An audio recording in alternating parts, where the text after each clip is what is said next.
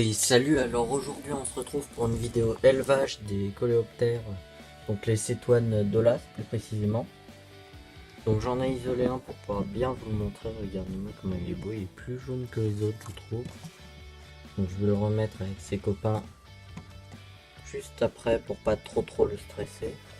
Parce que j'ai remarqué un truc, dès qu'ils étaient stressés ils se mettaient à faire caca tout simplement. C'est assez amusant. Donc je leur ai fait un petit espace sympa. Donc ça, on m'a dit que c'était bien pour 5 à 6 individus, donc j'en ai pris 4. Voilà. Je leur ai mis de la gelée pour le grillon. Donc je vais vous dire tout ce qu'il faut pour les élever assez simplement. Que ce soit pour les larves ou les adultes. Donc on voit que celui-là a envie de retourner avec ses copains. Donc je vous propose que c'est ce qu'on fasse. Voilà.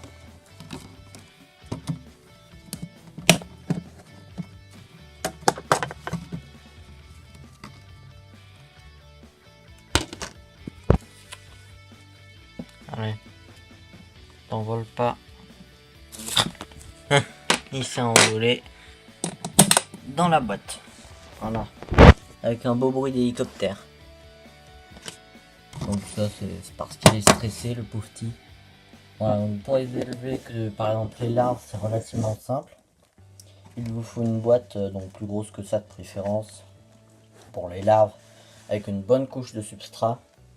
Donc entre 5 et 10 cm. Donc comme substrat perso je vous conseille de l'humus forestier, de la terre de forêt mélangée à un maximum de feuilles mortes. C'est ce que va se nourrir les larves, donc vous en mettez 5 à 10 cm. Donc là ça c'est bien pour les adultes ne sont pas censés creuser, sauf pour pondre je crois. Donc j'ai déjà observé un adulte qui a essayé de creuser ici. Voilà. Donc les larves il leur faut à peu près 70% d'hygrométrie. Donc c'est faisable, faut plus les lever de temps en temps. Voilà. Donc eux je les nourris avec de la gelée pour viande, je pourrais les nourrir avec de la courgette, ça marcherait très bien aussi. Donc regardez quand il est plus jaune que les autres celui-là. Il est très joli. Enfin je sais pas encore les différencier si c'est des mâles ou des femelles.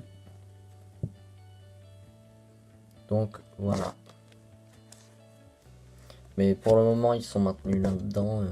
Une fois qu'ils auront pondu, je pense j'enlèverai les larves une fois qu'elles auront éclos. Je les mettrai dans un truc un peu différent en termes de taille. Vous pouvez voir celui-là qui a l'air de bien s'éclater. Malheureusement j'ai des petits soucis de mise au point comme vous pouvez le voir. Donc je les ai mis dans l'ancienne fauna box de Mazoropsis. Donc qui est aujourd'hui ici. Un tout gros truc. Même si ça c'est des bêtes que vous pouvez tout à fait maintenir en terrarium. Donc ils vivent entre 1 et 3 mois à peu près une fois adultes. Mais ils vivent je pense au moins au total leur vie ça doit au moins être une année je dirais je pense.